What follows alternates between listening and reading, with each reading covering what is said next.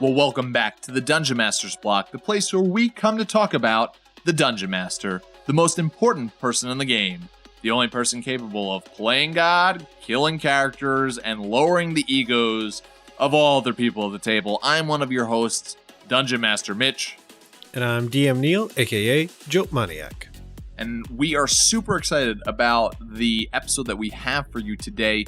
We have Adam Lee, the lead story creator on the book that is coming out from Wizards of the Coast, Dungeons & Dragons this week, Baldur's Gate: Descent into Avernus. Super excited to have him here, and this episode we're going to be talking about something that is part of that adventure, but can be part of any adventure, and that's making pacts with devils. Our discussion is really great. We have some really great inspiration for you coming up ahead, so get ready for that goodness.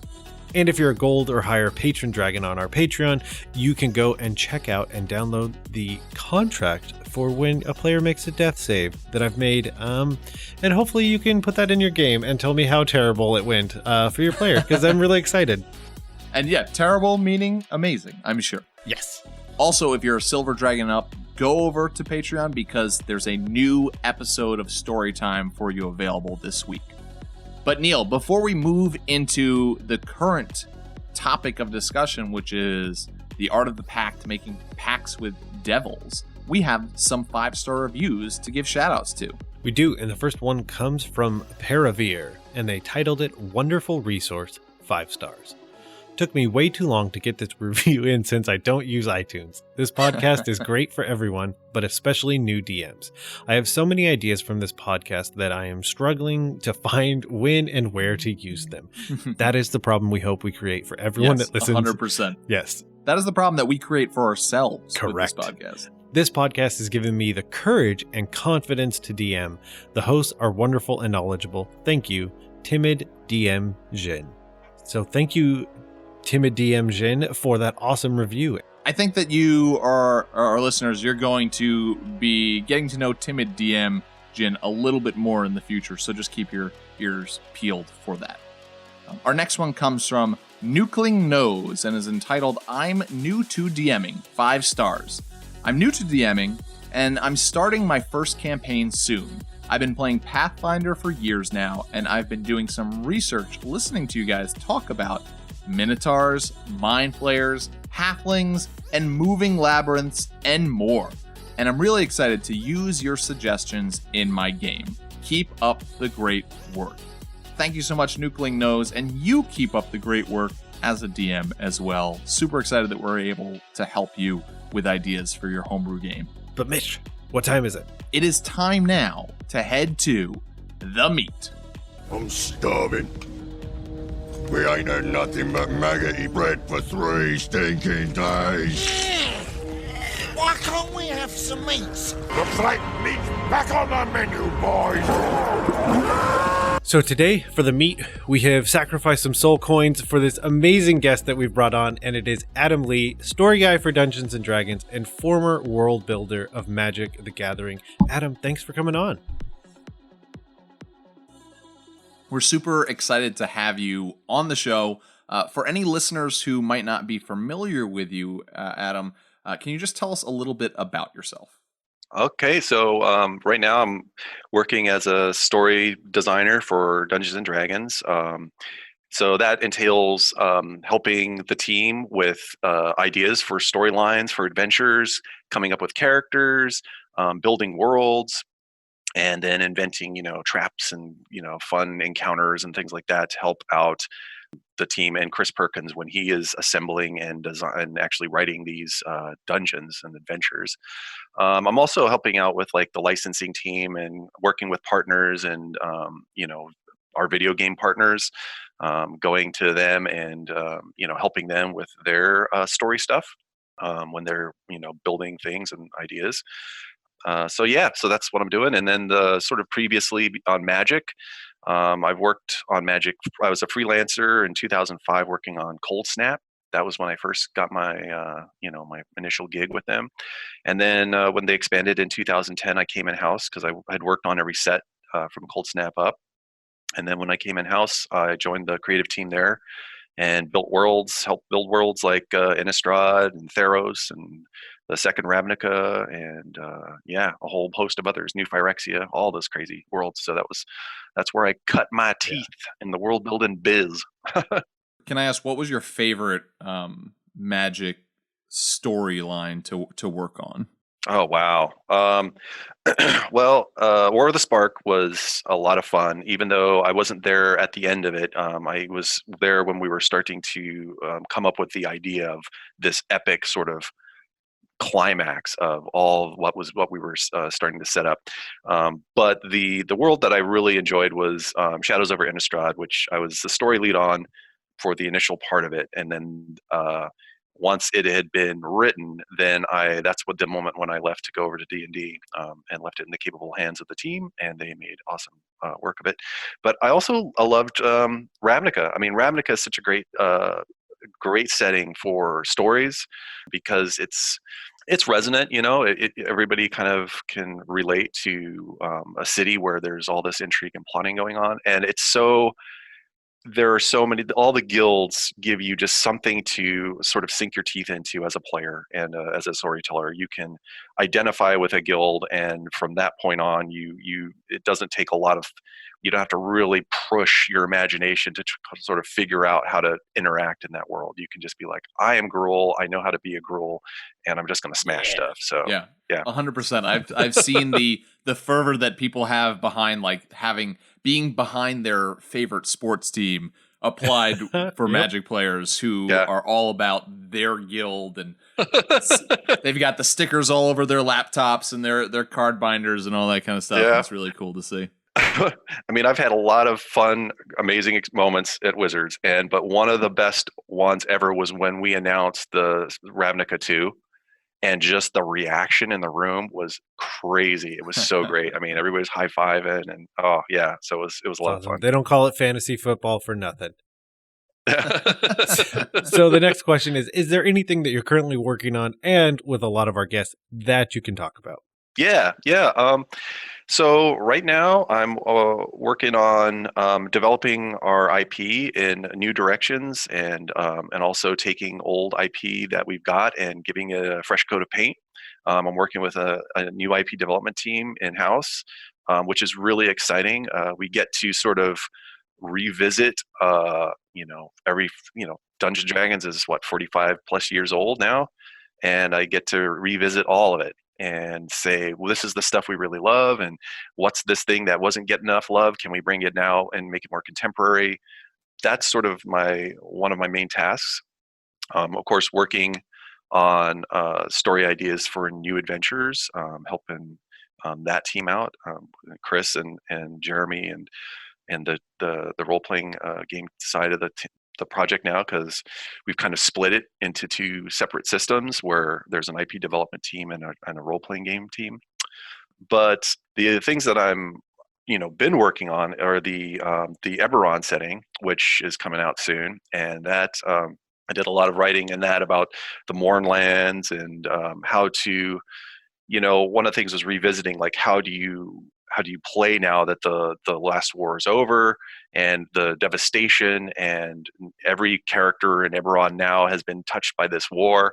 And so a lot of my job with that was like, putting flavor into when you're building an adventure about it, how to put the flavor of the last war in there. What are some things you can inject into it that gives your character that background, that makes it interesting and ties it to sort of the setting. And then coming up with new stuff, in Eberron that, things that people haven't seen before. And so there are some, I don't know if what's been sort of leaked out yet. I don't know if Jeremy's giving everybody some tidbits, but there are some fun things that are going to be revealed. And then also working on, I've worked on the Rick and Morty.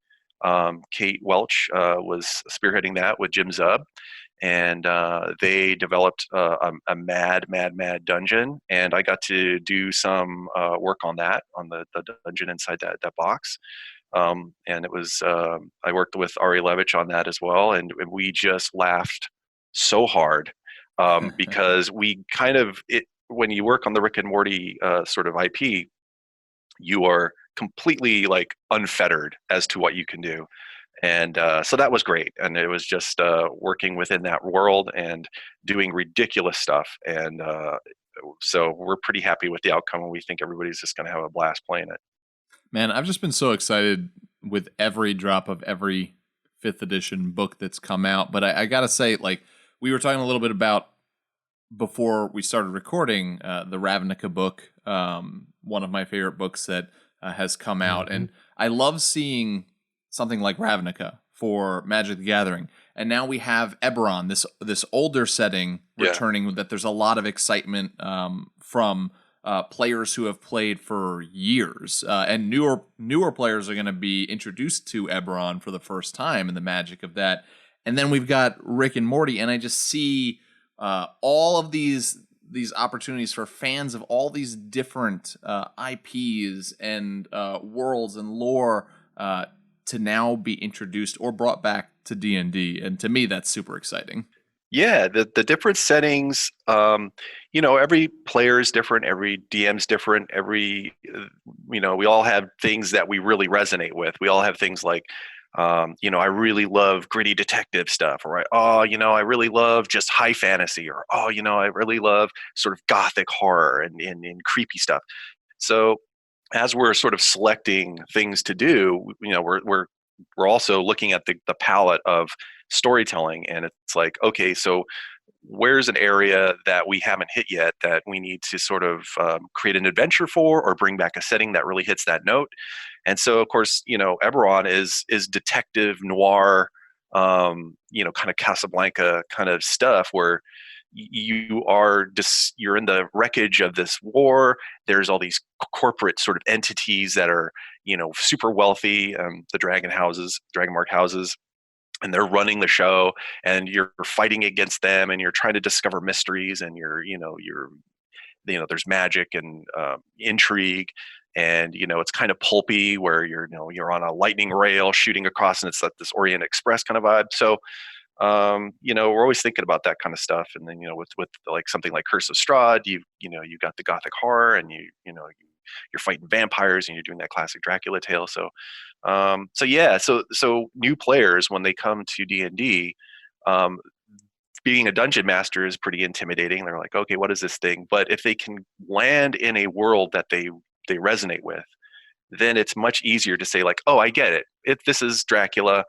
I know the Dracula story. I love, I've always wanted to tell a spooky ghost story.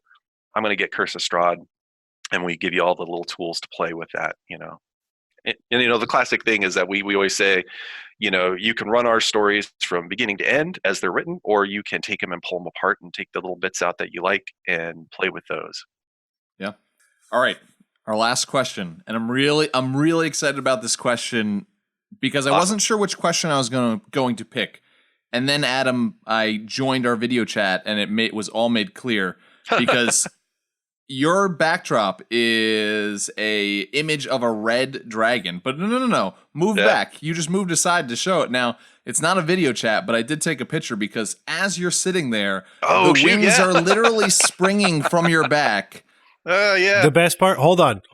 The best part is I have also already taken a picture of it, because it's so perfect. So we'll make sure when this episode drops to put out a picture of that, so you see what we're seeing. But the question that I have from you comes from one of our Patreon dragons, Jared Arteche, a good friend of the show. And he asks, if you, Adam, were a dragon, what would you hoard? Yeah. Oh, woo. Wow, that is a good question. Well, it depends. If I was a red dragon, then I would probably hoard golden treasure and magic items, but golden treasure mostly, because it attracts so many adventurers, most of them possibly greedy adventurers, that are easy to manipulate and to I can make them do exactly what I want and go get other things for me that I need. So it's sort of like, I imagine it being like those, angler fish that are deep sea, and they have that little lure out in front, and the fish just come to you to do that. I mean, I think an ancient red dragon is nice and just living a nice lazy life, sitting in your, maybe I'd pick a volcano that sort of has a geothermal. So being a nice reptile, it keeps me sort of warm. And so if I had to like go out and beat somebody up, I could, because I'd still have the sort of energy to do that. And also I think gold is just probably a big pile of gold coins is nice and comfortable. You could kind of wiggle around and just get that nice spot and it just kind of chill. Yeah, it's like memory foam. Yeah, it is. It's memory foam for dragons. Perfect. Yeah. Now, if I was a black dragon, yeah, that's a whole different story. I'd probably be into things that bring people to me. Like I'd probably hoard like an actual location. I'd probably find a holy site, and then I would go in there and make it my lair and desecrate it with my evil dragonness. And then when paladins came to smite me down, I'd turn them all into skeletons and have a little paladin skeleton army and laugh. Perfect. Well, Jared, thank you for that awesome question. And Adam, Thanks, Jared. thank you for that answer. So we're going to jump into the topic at hand, and we titled it The Art of the Pack, because this is kind of a topic where it takes some nuance and some back and forth. I mean, even written in Descent into Avernus, having skill checks related to a pact isn't necessarily the way to go. So the first thing we wanted to tackle was kind of how pacts work and who makes them. Yeah, so pacts work in a way where there's an initial approach, and most of the times it's going to be from a lesser devil because you're interacting with them. And the whole point of a pact, the bottom line is that a devil is trying to get control of you somehow. Their ultimate goal is to get your soul or your fealty, your eternal fealty. So they're that's their ultimate goal to get. So they get these pacts in to try to lure you in with temptations, or they see you in trouble, and then they show up and they're in your moment of trouble, and then they say, hey, look, I can bail you out of this but you have to do something for me in return. Now, devils are eternal beings. They don't die unless they're smited down by greater devils or paladins, and that they have to die on their own plane to die forever. If a devil dies on the material plane, they just vanish in a puff of sulfur and and I'll see you later, and then they reform in the nine hells. So devils aren't in any hurry to get you to sign. They will play the long game, and so these pacts, they will come with offers that are actually good to sucker you in. You're looking for the fine print, and you don't see anything that looks untoward, and you sign up, and you're like, okay, this sounds good. But in doing so, you're one step into their web. So it starts with an initial proposal, and then once you agree to the proposal, then the deal is written up, the pact is written up. And in the book, we've got all these fun, cool ways that pacts can form, that contracts can be written and signed. And once you sign on the dotted line, then the contract is sealed.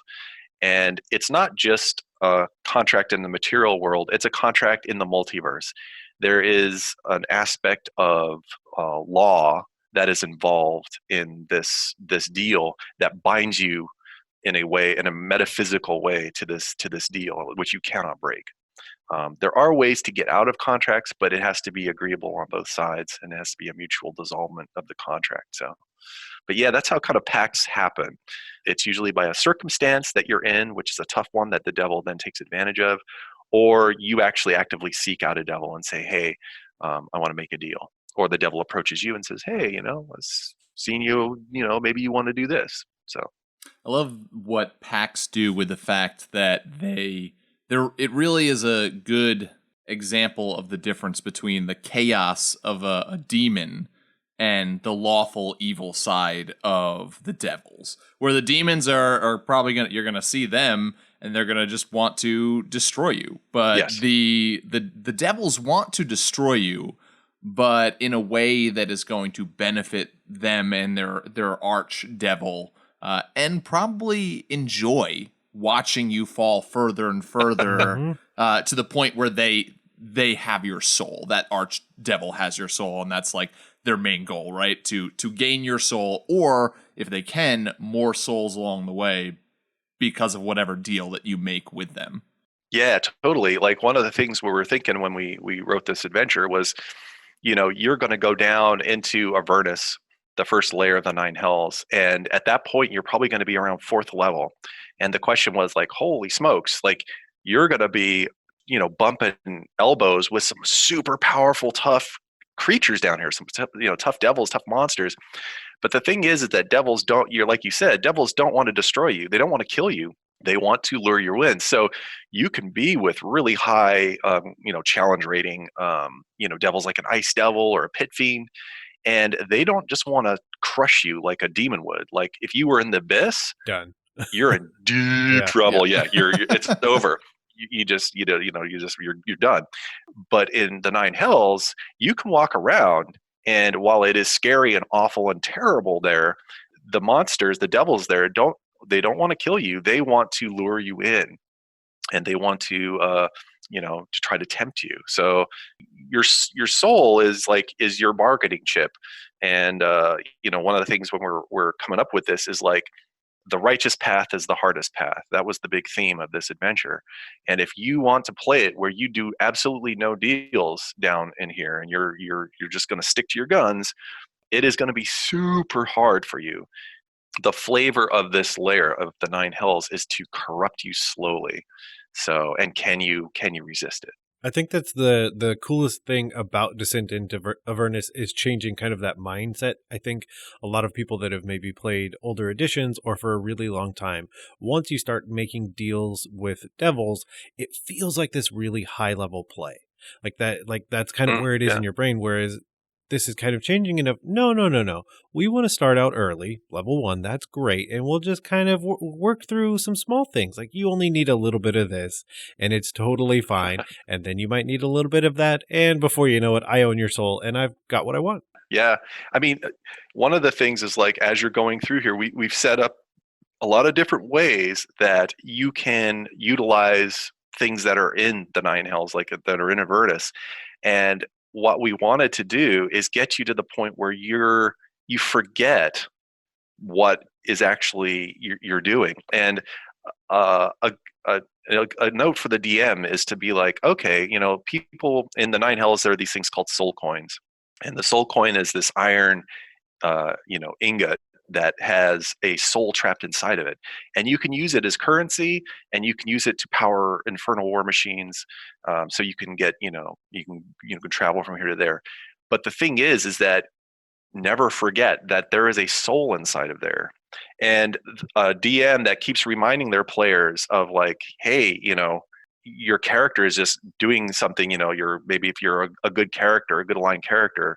To remind them, like, maybe you can hear the whimpering in the soul coin, this trapped soul, and it kind of clues you back into like, do I want to be doing this evil act? Just the act of holding one of these is an evil act.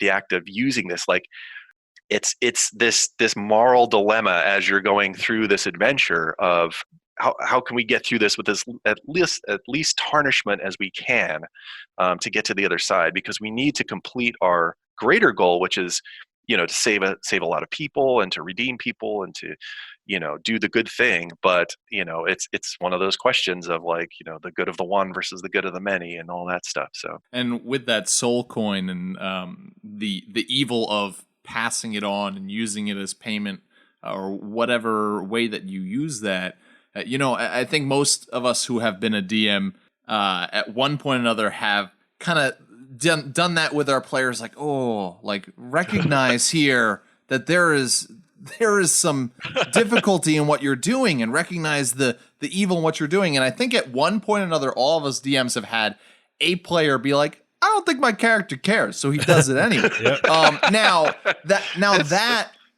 That may not have, as a DM, you go, okay, cool, because that may not have any sort of consequence in the moment, but it's an evil act that's building up to a consequence that eventually, even if it's like at the end of the campaign, that PC will have to deal with. Even if it's at death. The whole process of pacts with devils is the devil wants your soul.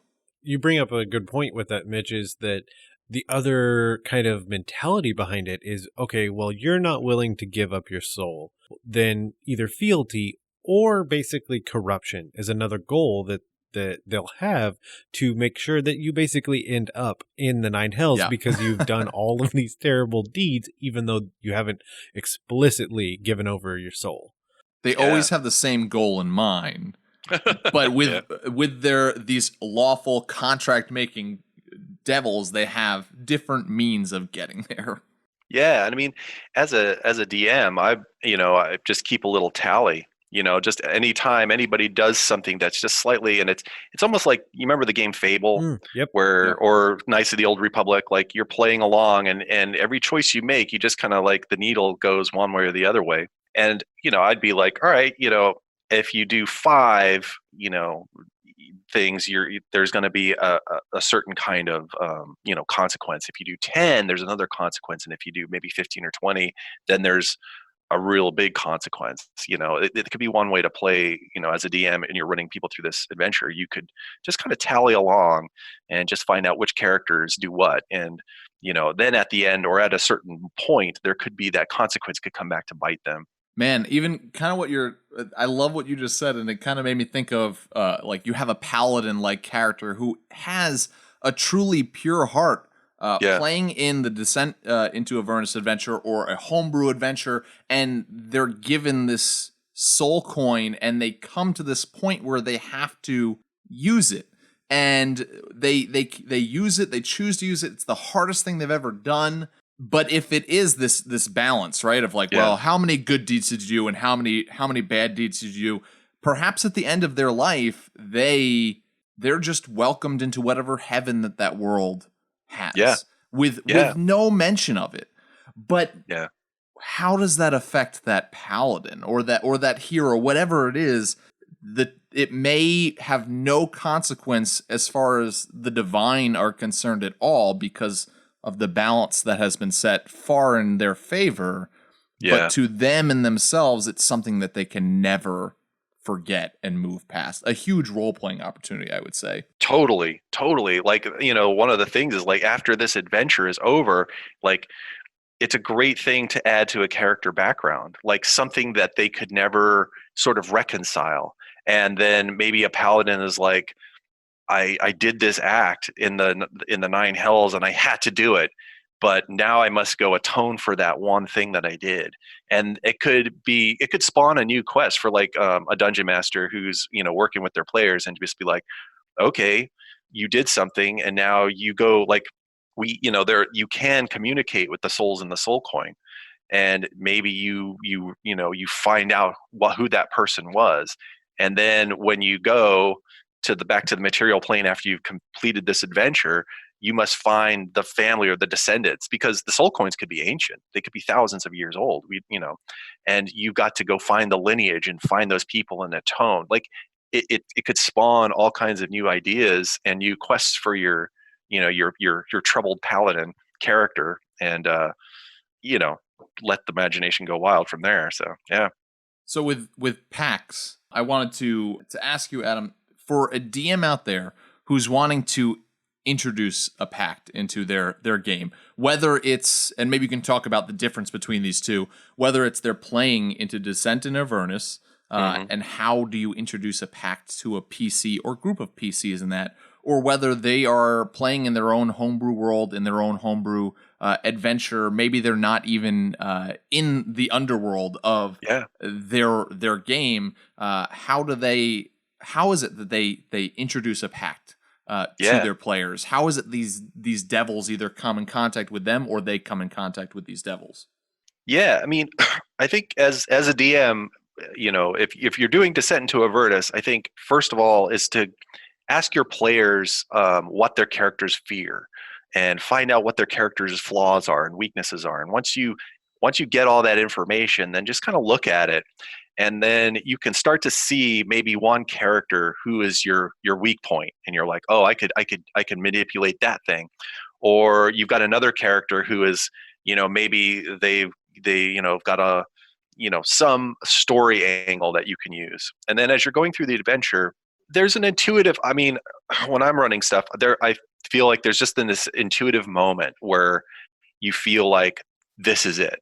This is the moment to introduce the pact. So, say for instance, your characters they're in a dead end, a back alley, and they're surrounded, or they've already gone down into the nine. I mean, if they're in the nine hells already, if they're in Avernus already, then at any point you could have an imp fly up to them and just be like, "Hey, I see you're you're out of food and you look pretty hungry there," or "Hey, there's a big sandstorm coming.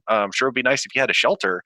You can kind of force the issue if you want, and to just introduce pacts to your players and let them and see how they react to it.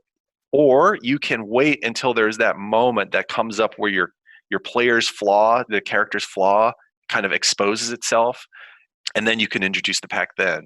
Another way to introduce the pact is if a character has to make a death save. If they've in a fight and they're in Avernus and one character goes down, you can have them in that moment of unconsciousness, a vision appears to them of a devil and says, do you want to make that death save? You want to try to risk it? Or I can grant you instant 20 and you just pop right back up with hit points and you're good to go. But we just have to sign this little deal here.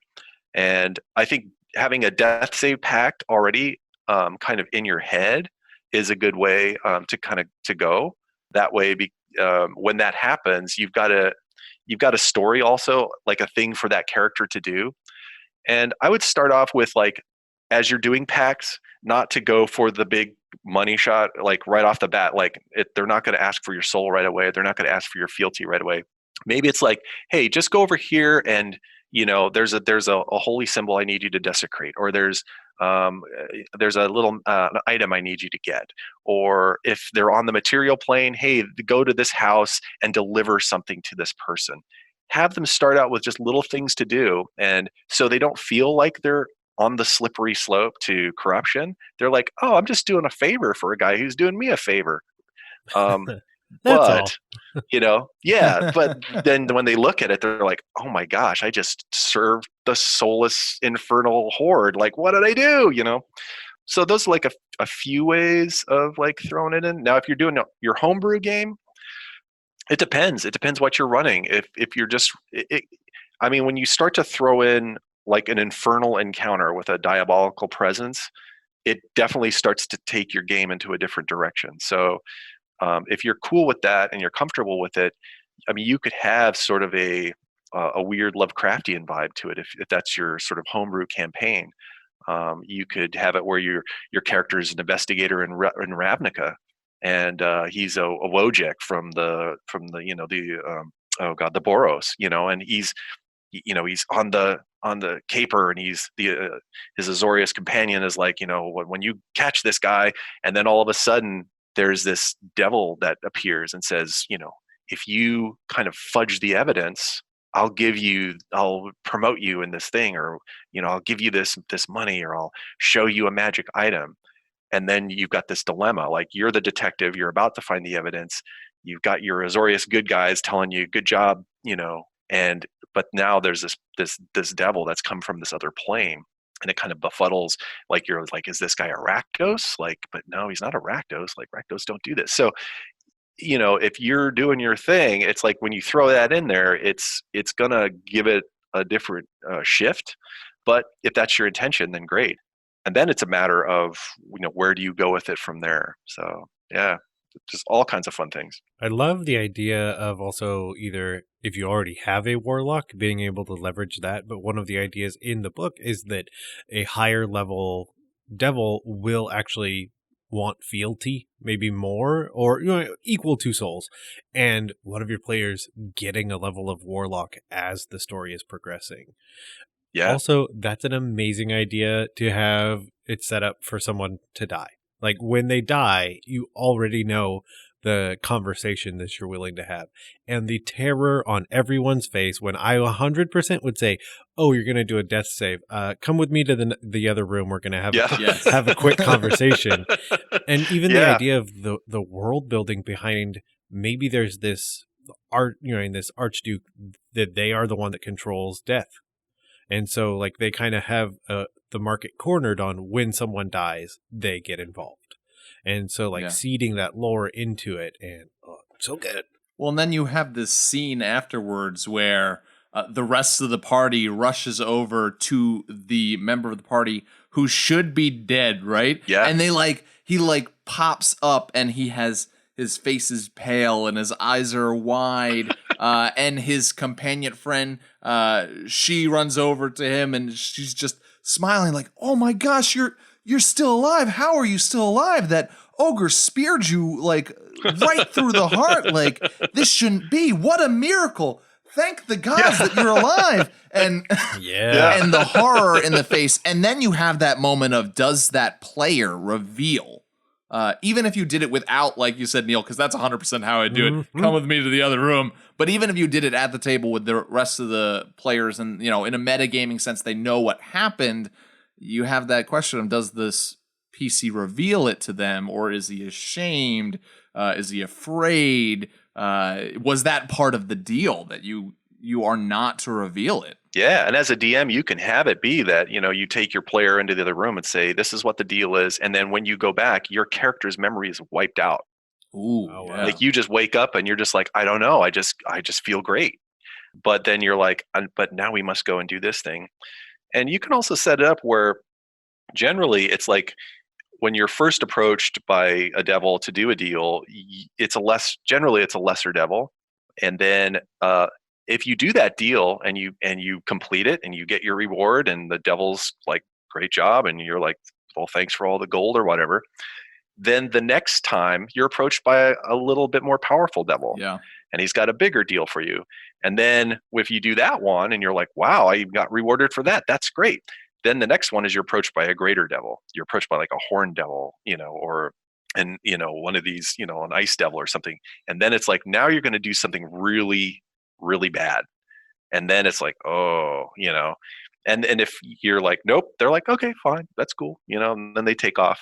But the reward, we could give you, you want 3 levels in fighter? We got it. You can actually get free levels. You want magic armor? Sure, we got that. You want a +2 sword? Here you go. It's like breathe, it's fire, all the cool stuff. But that's the temptation. So, and then as a DM, if a player does these things, you can have them complete their goal. They get their reward. They've done the pact. They think they're free. They're like, did a deal with the devil. I'm all cool. And then all of a sudden they wake up maybe a couple days later and they've got these little nubs here. Yeah. They're like, what the heck's that? It's like, now they've got to hide it from their party maybe. If they've got a paladin in the party and they're starting to grow horns, or they have a little nub of a tail. Grow your hair out. Yeah, or they get some kind of they get some kind of weird markings that are like, infernal runes are starting to get etched on their skin. So there could be some kind of penalty that's hidden. And those you can either do just as a rule that you make up, or you could say, you can do the sort of like, I'm going to do my sort of intelligence check versus the devil's charisma check kind of deal. And you can have a battle that way. And then you could find out that that's in the small print, that if you do the deal, you're still going to get a mark. Or you could just say, that's just the nature of slipping into evil, is that it doesn't matter what you do. There's no way to resist it. If you do deals with devils, you're going to get marked somehow. And that's just part and parcel of slipping into corruption. The other thing that you can do is actually have that same devil that you're interacting with be stronger as you progress through levels, because, correct me if I'm wrong, someone would start out as a lesser and then basically they would level up in the 9 hells. So as they're doing deals with you, they are getting stronger and they're bringing bigger, better deals, better air quotes. Yeah. So it might look like a different devil, but it might just be that they got a promotion. Yep. Yeah. That's great. That's an awesome idea. Yeah. It could totally happen that this devil is now like, hey, you are a valuable resource to me, because there's nothing a devil loves more than getting a promotion, because that's what it's all about. It's about getting out of the scummy situation of being a Lemure or an Upper Rebo, or just one of these horrible, lesser devils that just get beat up, or we're calling them least devils now. But if you can go up to an imp and then you get up to a barb devil and you get up a little higher, yeah, and you could just have, it's like, hey, you remember me? I'm a different form now. And that idea of like having this devil be a constant recurring character kind of goes back to what you were saying a little while ago, that like the first thing the devil is going to do is probably not going to be I want your soul, give me your soul. Like we have to think of these devils as like extremely intelligent, and depending on what kind of devil they are, that intelligence is gonna be even higher. But con artists, they're not in it for the short game, they're in it for the long game. They part of this part of the book talks about how they'll try to add in fine print to the contracts, so you need to be really careful about that. You said at one point maybe the first thing that they say is, "Hey, I'll bring you back to life." All you got to do is you got to go to this temple and retrieve this. It's a ruined temple. Nobody's even there. Don't worry about it. You're not gonna have to. You're not gonna have to fight off guards. Go there, retrieve this item for me. And you're like, of course, whatever. That sounds great. And then you show up, and it's behind a sealed door that requires 3 innocent souls to be sacrificed in order to open the door. And the devil just pops up right there.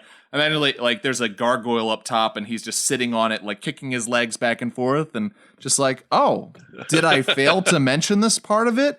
Well, if you back out of the contract, there's some real consequences that you're going to have to take. And like, they're going to try to string you along. And one of the things that you also mentioned was, if you're going to do this, be ready for the campaign to go in a whole different direction. But I think there's also something here that you can pretty much play the entire campaign the way that you had been planning on doing it, because maybe that devil wants you to succeed in what your party is going to do, but they want you to succeed for a different purpose. Or at the very least, they want you to get to the end, and at the very end, when you're facing off that big bad, or you're about to take that magical item, that's when the devil pops up and says, it's time. Kill your friends. Yeah, that's cool. If you don't kill your friends and take that item, I have your soul. Thank you for your soul. If you kill your friends and take that item, you will be even more powerful than you were before. Yeah. It's also, just made me think while you're saying that, it's that you could, if you're a DM and you say, in this campaign, you're doing this campaign, and all of a sudden this devil appears and does a deal with the character and then disappears, and the campaign goes, and people are like, what was that? Like your players are like, what was that? Then the next campaign, the devil appears again. Yeah. And it's this reoccurring character through campaigns. And then maybe you've got like, I'm going to do a 3-month campaign, which is this story. And I'm going to do another, maybe a month campaign, which is this story. And I'm going to do another 2-month campaign, which is this story. And then it's going to end with a big bang. And this devil character that's been appearing just maybe once or twice, then it's like manifests in this later when your characters have leveled up, your players have leveled up. And then it's like, oh, that's what that sucker was doing. It could be a fun way to do it.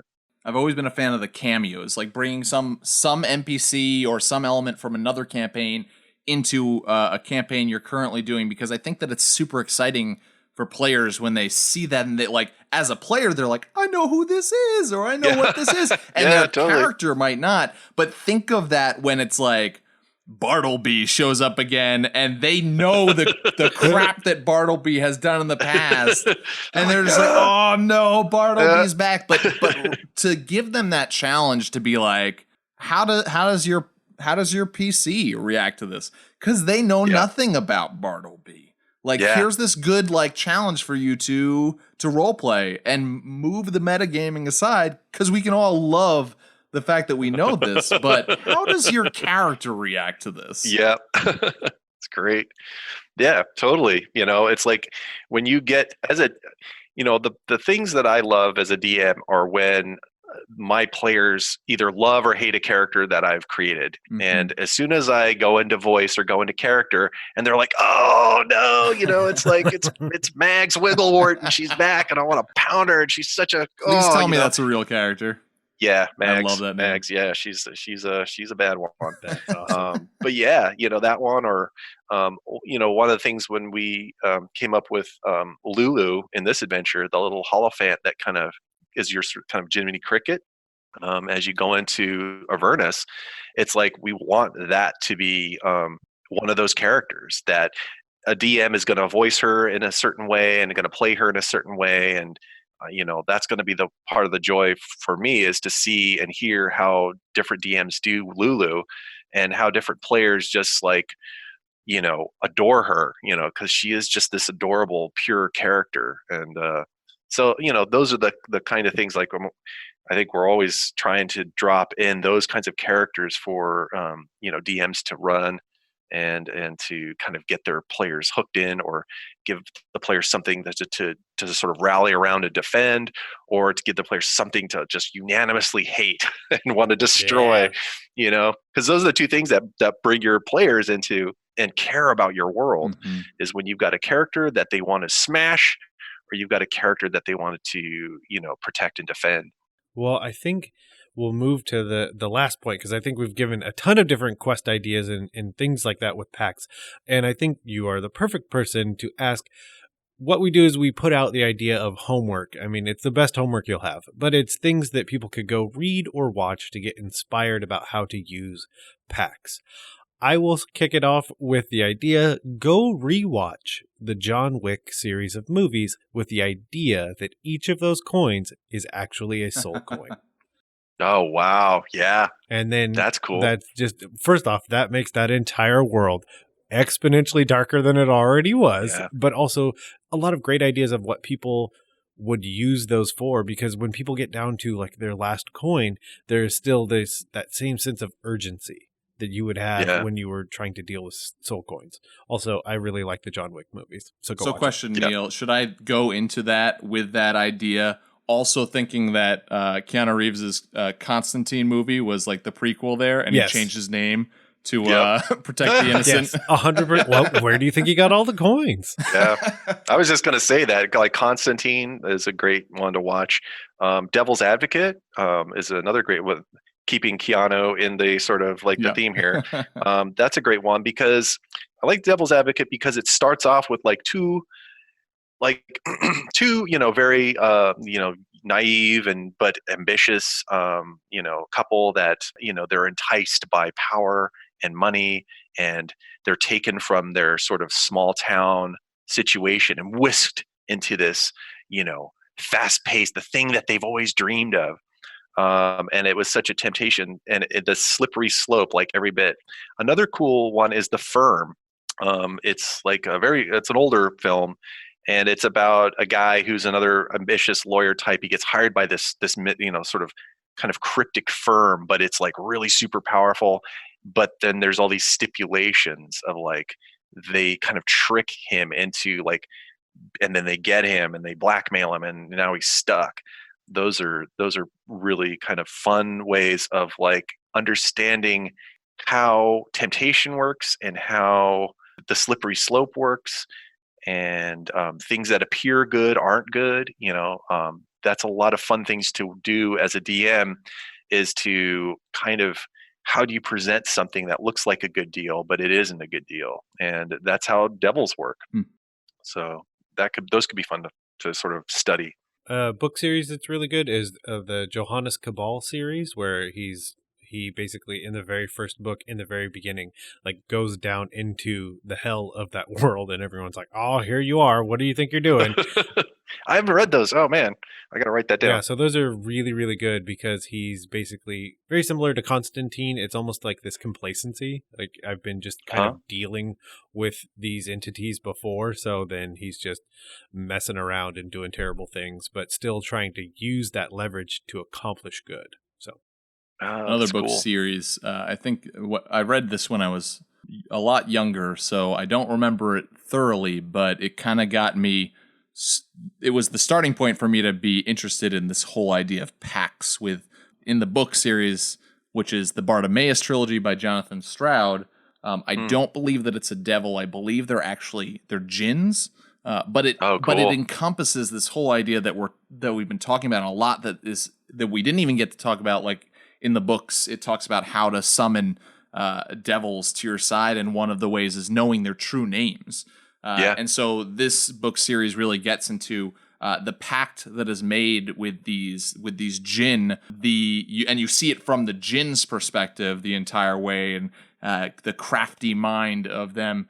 And usually it's these really high level sorcerers who are calling these jinn to their side. But this book explores this child, and so this jinn all of a sudden appears and is expecting this old man and this little boy is in front of him, and how that relationship develops. And I think there's a lot of good inspiration there to be had with going this route.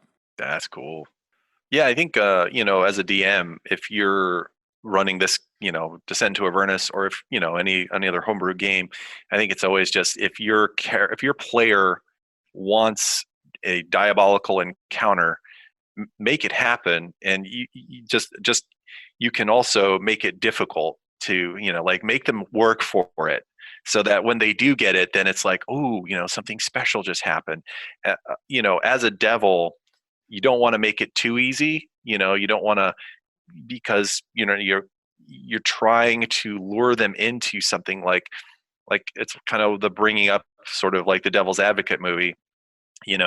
When Al Pacino who's the devil, he comes in and he starts to lure in this sort of young up and coming lawyer. It's like, it's not easy, but at the same time, it's like he makes him work for it. So he, Keanu Reeves' character thinks he's like, oh, I've got to impress this guy, and it's just, but it's that suckering in to, the final deal. Yeah. So, yeah. We have one more important question, and that question is, where can people go on the internet to find all the awesome work you're doing?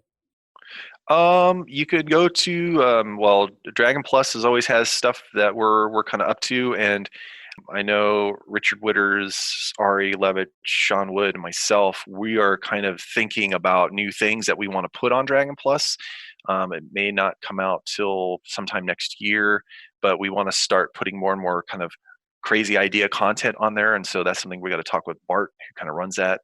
The website as well, the Wizards website with the Dungeons and Dragons. Just click on the Dungeons and Dragons stuff. It takes you to everything that we're kind of working on and things that are coming out and events that are happening. And then I'm not a massive Twitterer, but if you have questions or you want some ideas or you just want to know what's going on, I'm at Adam of Adventure. So that is my handle, and people can always reach out to me there. And where else? That's pretty much all my sort of internet. Is your MySpace page stuff. still active? Man, I remember those days. MySpace. Check me out on Friendster. Yeah, I remember. Yeah, the old what is it? Netscape Navigator. Yeah. Oh man. Adam, again, thank you so much for coming onto the show. We hope to have you back sometime in the future. Anytime. And for our listeners, go check out Descendant to Avernus. Yes. Got some awesome stuff. Even if you're not ready to dive into a new campaign, there's something in there that you can use in your current one, I'm sure. For sure. So we just want to thank Adam for coming on again and spending some time with us. And hopefully you can check out Twitter with the awesome backdrop of him with giant red dragon wings as he talked to us. It filled my heart with joy. But if you wanted to get a hold of us and tell us how you've been putting packs in your game, definitely head over and email us at dungeonmasterblock@gmail.com. And of course, if you see fit, because you liked this episode or any of the others with Minotaurs, Mind Flayers, and moving locations, you can always give us an iTunes review, which we'll read on air. You can follow us on Twitter at DMS_block. Of course, you're going to want to follow us there because of that image that we just talked about. Yes. You can also like our Facebook page. If you want updates about the show, those are the best places to go. And today's Patreon shout out goes to JS Rhodes. And JS is a bronze dragon. So Thank you, JS, for your support. And thank you, all of our dragons, for all of your support. Yes, thank you so much. And especially this week, thank you, JS. The Dungeon Masters Block is a proud member of the Block Party Podcast Network. Check out other shows like We're So Bad at Adventuring, Geek Wars, Dungeons and Dragons and Daughters, and more. As always, we want to thank you for taking the time and listening to the Dungeon Masters Block, the place where we come to talk about the Dungeon Master, the most important person in the game, the only person capable of playing God, killing characters, or taking their souls, and lowering the egos of all of the other people at the table. I'm DM Neal. Good night and good luck. And I'm Dungeon Master Mitch, reminding you to always keep on dungeon mastering.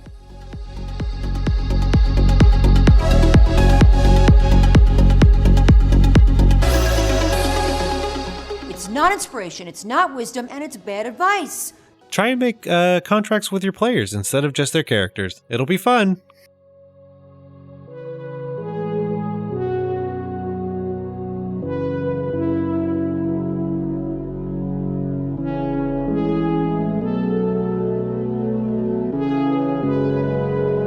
Goodbye.